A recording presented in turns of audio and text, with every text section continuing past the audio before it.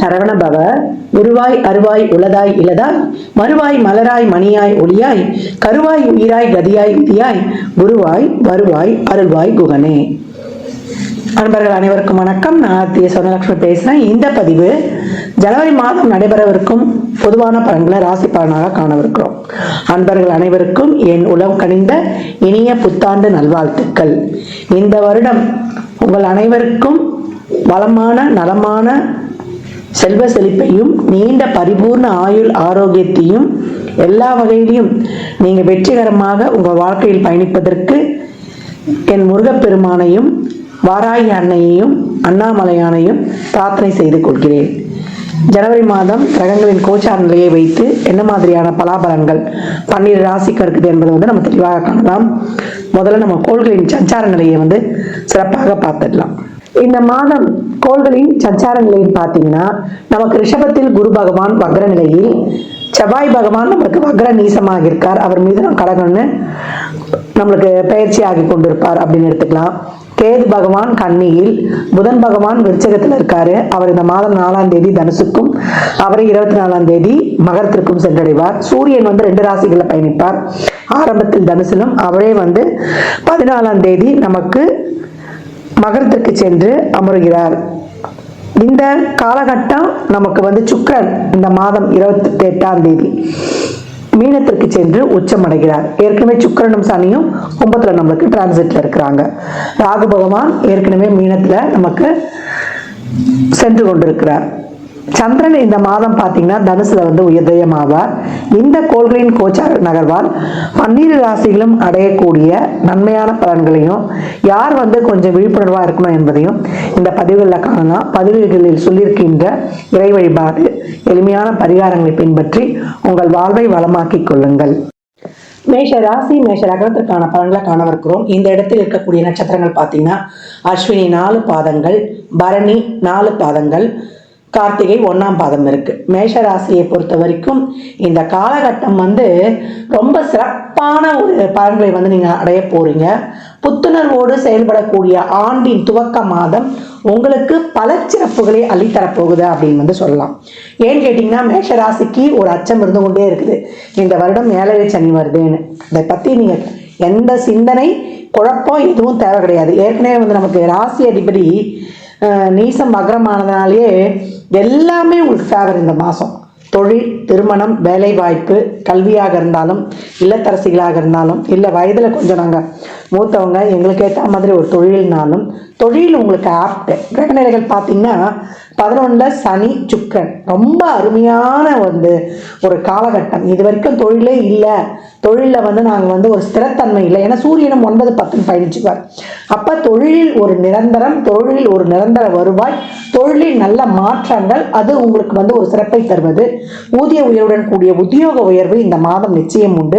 எல்லாத்துக்கும் முயற்சி செய்யுங்க. சோம்பல்தனம் மட்டும் வராமல், குழப்பம் வராமல், சந்தேகம் இல்லாம இந்த மாதத்தை நீங்க கடந்தாலே உங்களுக்கு வெற்றி வாய்ப்பை உறுதிப்படுத்திக் கொள்ளலாம்.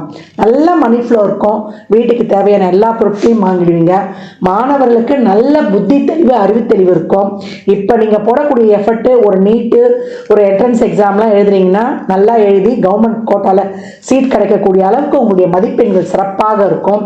அதே போல போர்டு எக்ஸாம்ஸ் எழுதுறவங்க, காம்படிட்டிவ் எக்ஸாம் எழுதுறவங்களுக்குலாம் ரொம்ப அருமையான வாய்ப்புகள் அப்படின்னு சொல்லலாம். திக்பலம் பெற போகிறார் சூரியன் பெற. பிள்ளைகள் நலனில் இது வரைக்கும் எந்த விஷயமும் எங்களுக்கு நடக்காம, ஒரு குழந்தை பாக்கியம் இல்லை, அவங்களுக்கு தொழில், அவங்களுக்கு கல்யாணம், அவங்களுக்கான ஒரு சிறப்பான ஏற்பாடுகளை நாங்கள் முன்வைக்கிறோம், எதுவும் நடக்கிறவங்களுக்கு இப்போ அவங்க வீட்டில் கெட்டி மேளமோ டும் நம்மளுக்கு சுபமங்க நிகழ்வுகள் கண்டிப்பாக நடக்கும். திருமண வயதில் நீங்க இருக்கிறீங்க அப்படின்னா இந்த காலகட்டம் திருமணம் மனதுக்கு நிறைவா இருக்கும்.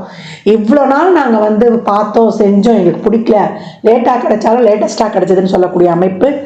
வயதில் பெரியவங்களுக்கு இந்த காலகட்டம் உங்களுக்கு ஏற்றாற் போல ஒரு தொழிலை நீங்கள் அமைத்துக் கொள்வது, இது வரைக்கும் பூர்வீக சொத்தில் இருந்த பிரச்சனைகள்லாம் நம்ம பேசி தீர்த்துக் கொள்வது, வீடு, மனை, வண்டி, வாகன யோகம், அதில் இருக்க பிரச்சனைகள் நீங்குவது, பத்திரம் சார்ந்த பிரச்சனைகள்லாம் தீர்த்து கொள்ளப்படுவது, இது வரைக்கும் உறவுகள் கிட்ட ஏதாவது பிரச்சனை இருந்தது, கணவன் மனைவி கிட்ட பிரச்சனை இருந்தது, பங்காளிகளுக்குள்ள பிரச்சனை இருந்தது என்பதெல்லாம் பேசி தீர்த்து கொள்வது, எல்லாமே அருமையா இருக்கு.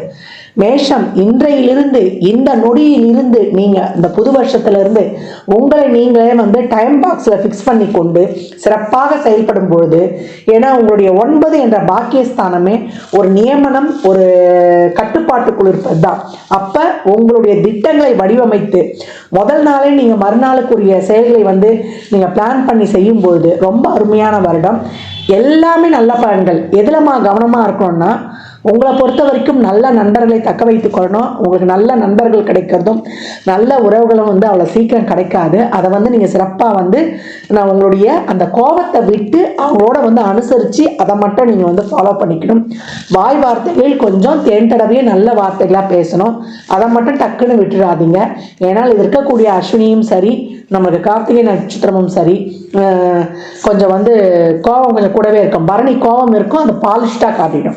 அதனால் நீங்கள்லாம் வந்து இதில் மட்டும் கொஞ்சம் கவனமாக இருங்க. உறவுகளை மட்டும் தக்க வைத்துக் கொள்ளணும். உடல் ஆரோக்கியத்தில் ஒரு சின்ன உடல் உபாதையாக இருந்தாலும் நீங்கள் கவனம் எடுத்துக்கணும். கோயிலுக்கு போகிறீங்களோ இல்லையோ, நீங்கள் இந்த காலகட்டம் உடலுக்குன்னு சொல்லிட்டு நீங்கள் ஒரு எக்ஸசைஸில் போய் செஞ்சுருது, மனதுக்குன்னு வந்து மெடிடேஷன், யோகா, தியானம் பயில்றது, இதெல்லாம் பண்ணும்போது உங்கள் வாழ்க்கையை வந்து நீங்கள் சிறப்பாக கடந்து வந்துடலாம். அப்போ மேஷத்துக்கு திருமணம், தொழில், வேலைவாய்ப்பு, மாணவர்களாக இருந்தால் கல்வி, இல்லை இது வரைக்கும் உடல்நிலை ஏதாவது ஒரு குறைபாடு இருந்தால் ஒரு நல்ல மருத்துவம் கிடைப்பது, இதெல்லாம் ரொம்ப ஆப்டாகவே வந்துடணும். தசா புத்தி மட்டும் சிறப்பு இல்லை அப்படின்றவங்க ரொம்ப வந்து எனக்கு குழப்பமா இருக்கு, எதையும் செய்ய ஒரு பயமா இருக்குன்னா உங்களை சார்ந்த ஒரு வெல்விஷர் கிட்ட ஆலோசனை கேட்டுக்கொள்ளுங்க. அதுவும் ரொம்ப சிறப்பு. இப்பத்துல இருந்தே கெட் செட் கோ அவே, அதுதான் உங்களுடைய தாரக மந்திரமே. அந்த மாதிரி நீங்கள் உங்களை வந்து புகுத்தி கொள்ளும் பொழுது தேவையற்ற அந்த ஒரு பயம், ஒரு கலக்கம், இதை மட்டும் விட்டுட்டு எல்லாமே நமக்கு நல்லதாக நடக்குது, நமக்கு கிடைக்கிறது எல்லாமே பெஸ்ட்டு.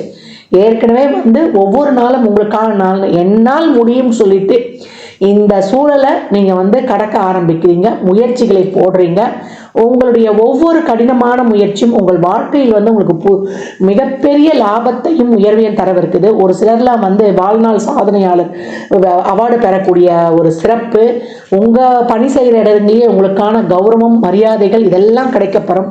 அதெல்லாம் அவ்வளோ ஒரு மனமகிழ்வாக இருக்கும். பெண்களுக்கு வந்து இந்த காலகட்டம் அவங்க நினச்ச வாக்கில் நீங்களே வந்து இந்த காலகட்டம் பெண்களுக்கான வருடம் அப்படின்னு சொல்லிட்டு வரோம். பெரிய தொழில் முனைவோராக பெண்கள் வந்து அனைத்து துறைகளையும், கலைத்துறை, மீடியா, அதே போல் கம்யூனிகேஷன் ஃபீல்டுன்னு அவங்க தடம் பதிக்காத இடங்களே கிடையாது. வீட்டிலே சாதாரணமாக ஒரு உணவு தொழிலோ, ஒரு சும்மா ஒரு பியூட்டிஷியன் மாதிரி அந்த அழகு இந்த சம்மந்தப்பட்ட அந்த பொருட்கள், சோப்பு, ஷாம்புன்னு தயாரிக்க போய் அவங்க கடைசியில் பார்த்தீங்கன்னா ஒரு லேக்ஸ் கணக்கில் சம்பாதிக்கிற மாதிரி வந்துடுவாங்க.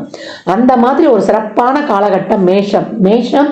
புத்துணர்வோடு வீரநடை போடக்கூடிய ஒரு சிறப்பான மாதம். வருடத்தின் துவக்கமே உங்களுக்கு அடிதூள் அட்டகாசம் அப்படின்னு வந்து சொல்லலாம். பயம், குழப்பம், அச்சம் இதை மட்டும் விட்டுட்டு தைரியமாக களமிறங்குங்கள். இது மட்டும் தான் இங்கே உங்களுக்கு. மற்றபடி அனைத்துமே அருமையான பலன்கள். மேஷ ராசி லக்னக்கார நண்பர்களுக்கு என் மனமார்ந்த வாழ்த்துக்களை தெரிவித்துக் கொள்கிறேன். முருகனுடைய வழிபாடு உங்களுக்கு எப்பவுமே வேணும். இந்த வருடம் எப்பயும் வந்து செவ்வாய்க்கிழமை, வியாழக்கிழமைகளில் முருகன் கோயிலில் ஒரு 9 எலுமிச்சம்பழத்தை வாங்கி கொடுங்க.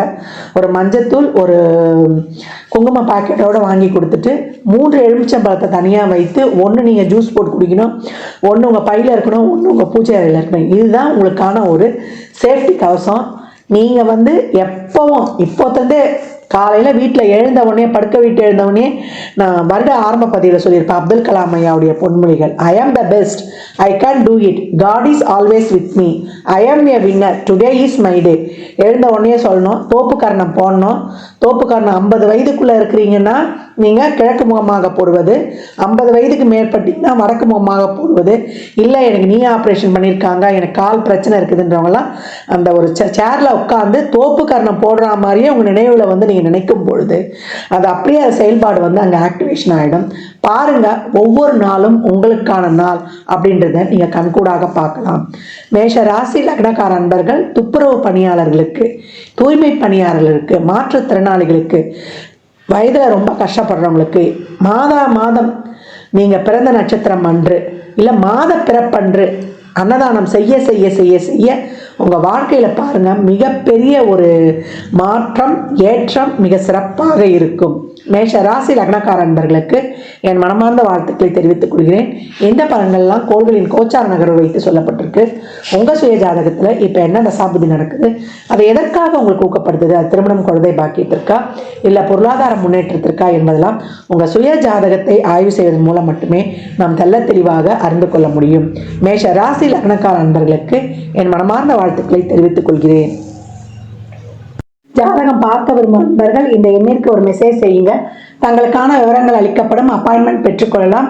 ஜாதகம் சிறந்த முறையில் கணித்து பார்த்து தரப்படும், வாஸ்து பார்த்து தரப்படும், வாஸ்துப்படி வீடு கட்ட பிளான்கள் போட்டு தரப்படும், ஜாதகம் எழுதி தரப்படும், எண்ணியல் படி பிறந்த குழந்தைகளுக்கு பெயர் வைத்து தரப்படும், தொழிற்சாலை நிறுவனங்களுக்கும் பெயர் வைத்து உங்கள் வாழ்வை வளமாக்கிக் கொள்ளலாம்.